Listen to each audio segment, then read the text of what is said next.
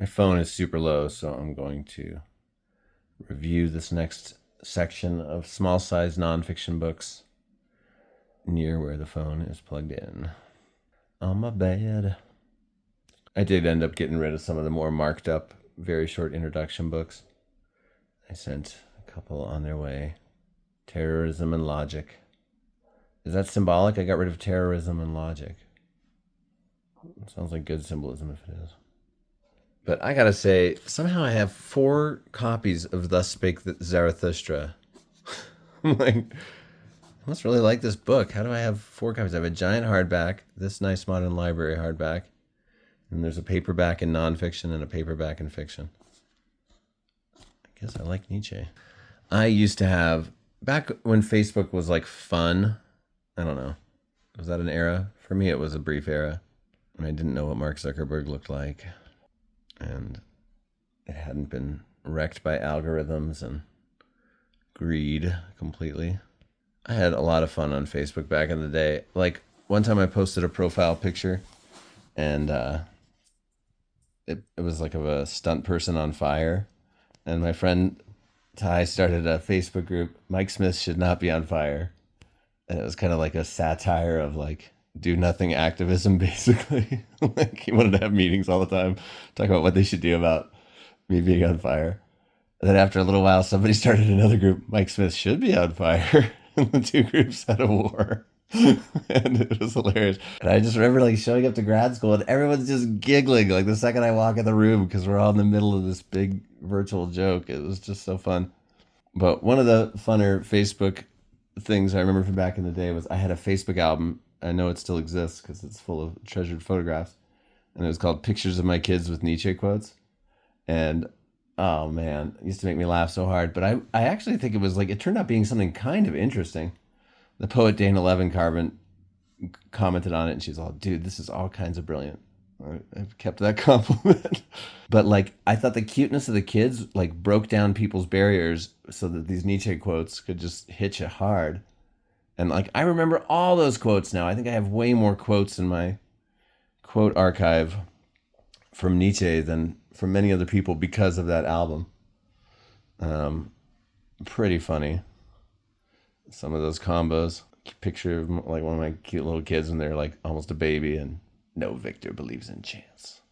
Or a kid carrying a chicken through the backyard and a casual stroll through the lunatic asylum shows that faith does not prove anything. Hilarious. Good old Nietzsche. With his strange life, falling into a catatonic stupor for the last decade of his life. How bizarre. Think about that, and Karl Marx getting an affliction of boils. Like, is there something about like overexerting yourself intellectually or something that can get you? Or being a conduit for truth? I wonder. Mr. Nietzsche. I think owning 4 copies of this means I need to prioritize reading this soon. I don't think I've ever read it all the way through. You know, read a lot of like selections from Nietzsche. I've read Ecce Homo. I've read Beyond Good and Evil. Is that what it's called? And I read a lot of him when I was like kind of too young and inexperienced as a reader to really make sense of it as completely as I probably could now. Yeah, that's probably in the channel's future somewhere. In my future. Really. I mean, a copy I labeled fictional, you know, because it has fictional elements like this demonstrative narrative. This book is wild and probably now completely forgotten. I mean, maybe. And I have interviewed everybody involved in it. My middle name is Farrell, so maybe that caught my attention. This guy, Farrell Eves. We're both named after the same 7th century Irish king, as was my dad. But this is like a neat story. I wrote a My Strange New Mexico column about it long ago, like 2007, 2008. And it's about this guy who was in New Mexico, and he dropped his digital camera, which was like an early model digital camera, into the Pecos River. And once he pulled it out and dried it off, it started taking these incredible photos that are just kind of wonderful. But I interviewed him, and I interviewed his co-author, Cindy Cashman. One of her biggest hits before this, she's had a really interesting career, was she wrote a book called What Men Know About Women, and it's just a blank book, and it sold like millions of copies. It was a huge hit. Ordinary cameras see what we see, the outer shell or skin of the world around us. My camera and I peel away this covering and innocently create powerful images, arranging highlights and placing auroras where there appears to be none. Neat. Disaster can be serendipity in disguise. Ugh. Eves tried blowing his camera dry with compressed air, baking it in the New Mexico sun, and finally tying it to the windshield wiper of his car while driving to Las Vegas, New Mexico, and back at 75 miles an hour. There's a little text. I believe it. Oh, I think I quoted this in the article. What matters is that what was once ordinary is now extraordinary because a man was willing to find the good in something that seemed like nothing but an expensive accident at the time. Yeah, honor your mistake is a hidden intention, is the oblique strategy by Brian Eno and Peter K. Schmidt says. And what's his name? Matthew Barney that did the Kremister movies. Like one of his exhibits had panels of it, glass panels of it, break on the way to the museum, and he's like, "That's fine. It's part of it now. That's how it's supposed to be now." I like that spirit in art. I think that's really interesting. Just making room for the unexpected. The lens viewfinder, monitor, control panel, and flash were completely fogged over. The minimum cost for repairing the camera would have been $300. White coffee cups, Pecos, New Mexico. Look at this incredible bridge. A lot of yelling in my apartment complex right now. Pecos River Cabin. Beautiful. Wow. Walden, Tennessee. Plant leaves. You know, this sort of glitchy stuff might be more familiar to us now with all the digital TVs and things in our lives. I feel like I've seen digital screens like this. I have a couple hours of glitchy TV screens stored in my phone.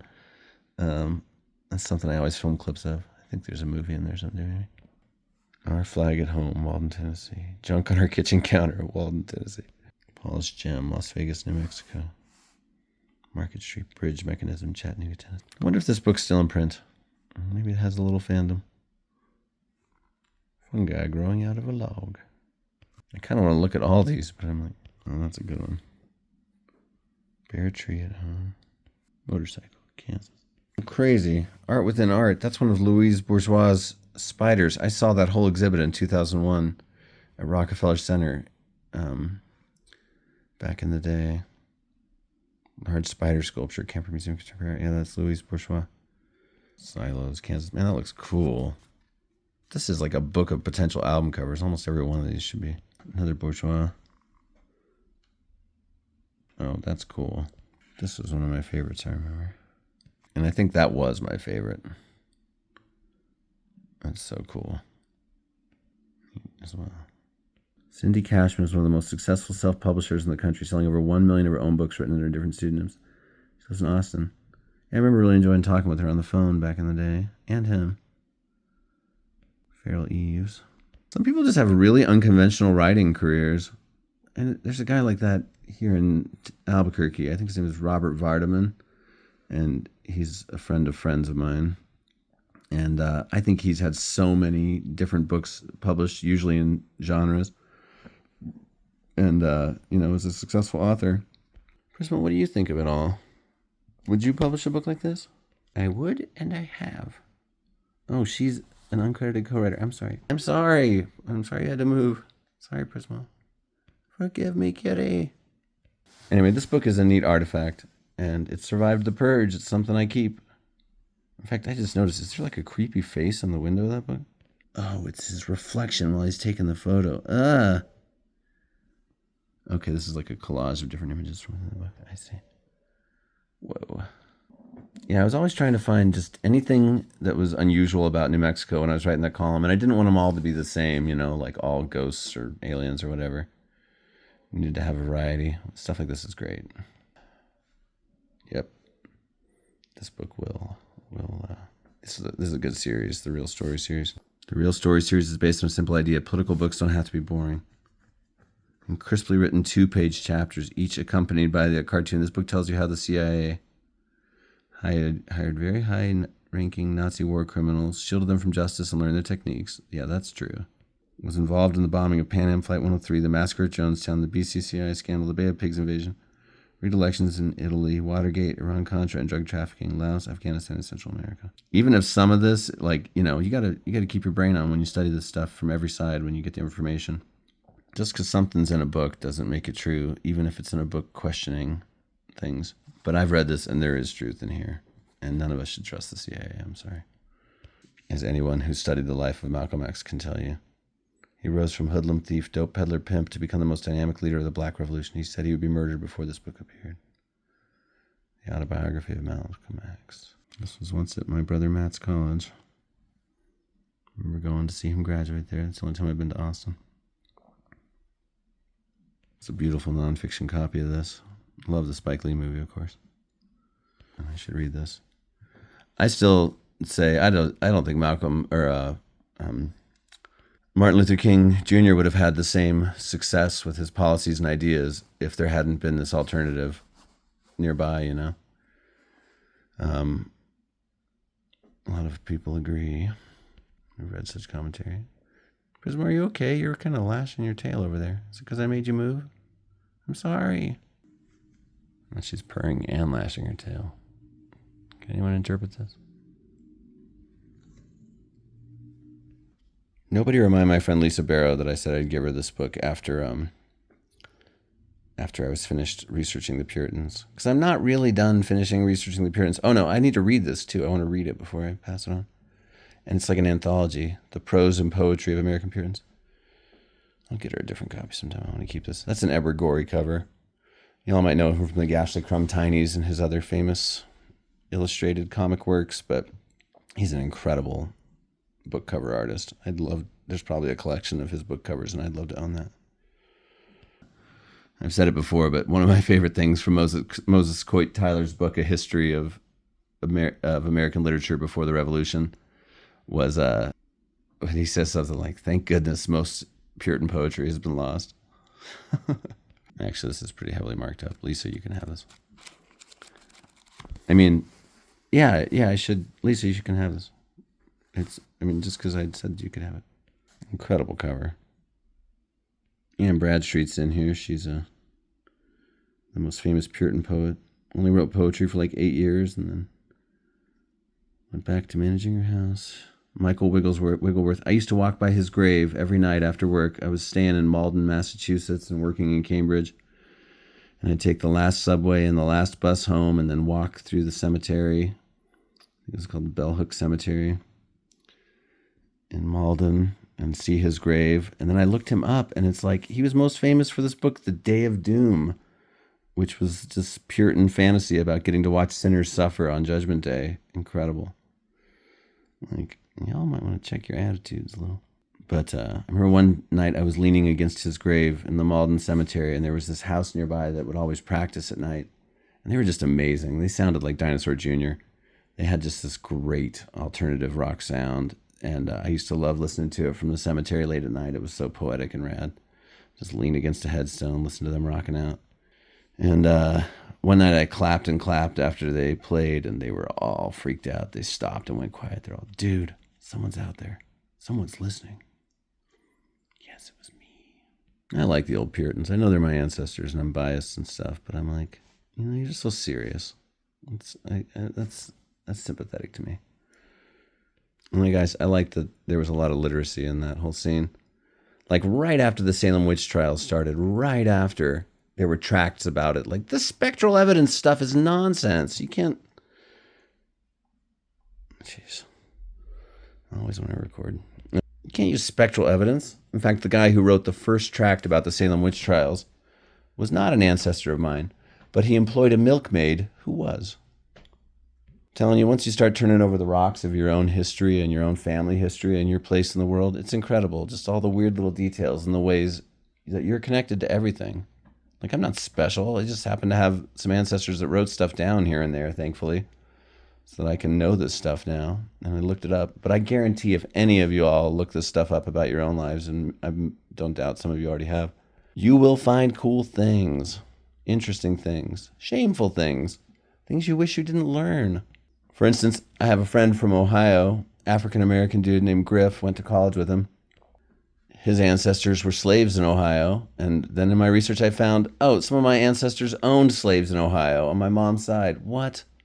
My ancestors could have enslaved my friend's ancestors. That is so messed up to realize that kind of stuff. Like, what do you do with that? It's literally the subject of a Saved by the Bell episode centered on Jesse. Haha. That I can't forget now. Okay, here's Alexis de Tocqueville, who wrote Democracy in America, The Old Regime and the French Revolution. New translation by Stuart Gilbert. That guy's name turns up. Oh, he wrote that Ulysses study. Huh. This is a beautiful nonfiction paperback. This is going in here. So there's some nonfiction paperbacks here that are going to stay in the nonfiction overflow section. I'm moving them. Yeah, the French Revolution, so closely connected to the American Revolution, and we got to study both. And I got to read this. It looks like only the first section, the old regime and the French Revolution, was completed before his death. Oh, so this is kind of a posthumous. Interesting. I bet that's the same Stuart Gilbert that did the Ulysses book. He must have been a really interesting scholar and intellectual. I want to know more about Stuart Gilbert now. And to Tocqueville, because his name is fun to say. This I got from a hotel I stayed at once. They were giving them out in the front room. But, you should have copies of, like, the canonical texts of world religions, I think. The Bhagavad Gita, as it is. By His Divine Grace, A.C. Bhaktivedanta Swami Prabhupada. But it's interesting. Oh, Thoreau liked it. Emerson liked it. It's interesting. Gandhi liked it. I'll check it out. I went to an ashram that was centered around a monkey god in Taos this summer, and it was very interesting. Cool vibe. I'm like, wonder to what degree everyone like literally believes these things, but I sure enjoyed my time hanging out with those folks. It was cool. It was a very unexpected stop for Cottonwood Gulch for our road loop. I'm like, hey, here's a cool place. Let's check it out. And we all were like, wow. Then we went and weeded in their fields for a long time in exchange for meals and hanging out and hospitality. And anyway. Yeah. Anyway, I'm glad I own this. I'll probably read it someday. Probably as part of a themed reading of major world religion documents. And the poetry of W.H. Auden. That's cool. He's got some good ones. Some good quotes. I don't know all that much about Auden, but I know here and there I've quoted him about this and that. He's the real deal. Looks like there's some annotations. Oh, well. I'll make my peace with that. Vintage, you're great. Dang, somebody likes this guy. Look at all these copyright renewals. This is set 1970, 71. Actually, sometimes people's marginalia is fun because apparently, what do the check marks mean? You read them? You like them? Probably you like them because they're, yeah. Trinculo's song. Okay. Poetry. What's the deal with poetry? It's cool stuff. So I love like documentary art. I think it's so cool. And this counts for that. Marjolin Dijkman. I went to visit my then brother, now sister, in Oakland, California, years and years ago. My brain has been destroyed by COVID twice, and I just don't know when anything happened. But we went to so many museums and just lived it up in indie movie theaters and just really enjoyed the whole Oakland-Berkeley experience. Actually, it was in Berkeley. Well, it was both. But we went to this great exhibit at this museum. Which one was it? Museum of Modern Art in Berkeley, something like that. And this was going on. It reminds me now a lot of Bernadette Meyer's Memory from the 1970s. But it was just so many photos, just little tiny photos covering, photo-sized photos, covering the walls of a big room at this museum. And it was documenting a long period of time. And it was just like, here's the world, here's the world, here's the world. And it was so neat. We looked at every image, and I bought this book afterward. And the book, I think, has all the images, but they're not in color. And I understand. But that was a great exhibit. Oh, this binding looks fragile. Remember, I bought Joe Brainerd's book, I Remember, at the same time. And that one ended up having a really big influence on me. And at that same museum, there was an exhibit on early hobo sign graffiti. And they had like panels from train cars cut out and in the museum. And they had panels with tags from Bozo Texino, one of the original hobo taggers from the Great Depression. And there's a documentary about him. Something about whatever happened to Bozo Texino or something like that. Had a lot of answers. But I love stuff like this. How do we make our lives matter? By paying attention all the while. Camus, you're so right. And this is so neat. You gotta love art. And there is art in just paying attention to the world. Take photos every day. Write stuff down every day. Write down things you hear every day. Next thing you know, it's all added up. List of categories: abandon, abuse, adapt, adjust, adopt. That's interesting. Theatrum Orbis Terrarum by Marjolaine Dickman. I have no idea how to say that. There's a lot of J's. This is one of my favorites from the 33 1/3 series. In fact, I had a bunch of these before The Purge, maybe almost as many as those very short introductions. And I kept 2. They had to be awesome or I didn't keep them. Am I bitter that they rejected my book about Caribou's Start Breaking My Heart? No. But this is exceptional. Also, it's one of the rare works of music criticism, and its criticism is mixed with excellent biography by a woman. There's just not that many. And this is so excellent and so well written. And Kim Cooper was a zinester before she did this. And it's about an album that I love, and it's about a work of love. This portrait is really unusual. Think of all the VH1 behind the musics you've seen in your life, and how, it's all drama and betrayal and stuff. This is about beautiful, sensitive, gorgeous, fragile hearts creating great art together, and it's so beautiful. And my friend Jeremy Barnes from Albuquerque is the drummer in the band, and so it's like beautiful to hear about him. He's 18 years old. He's playing in an Albuquerque band. Jeff Mangum comes through town, sees him playing, and is like, "That's the best drummer I've ever seen." And after he recorded Neutral Milk Hotel's first album, which is essentially just Jeff Mangum, it is a solo album on Avery Island, and it's great. He needed to promote it and tour for it, and he needed to record a follow-up. So he had to put a band together, and he looked up Jeremy and he was like, "Please drop out of high school and join my band." And Jeremy did, and has had all the success in the world ever since with the Hawk and a Hacksaw. And he married my old friend Heather Trost, and now they're an awesome band, Hawk and a Hacksaw. They live in the Albuquerque area, and they're super awesome.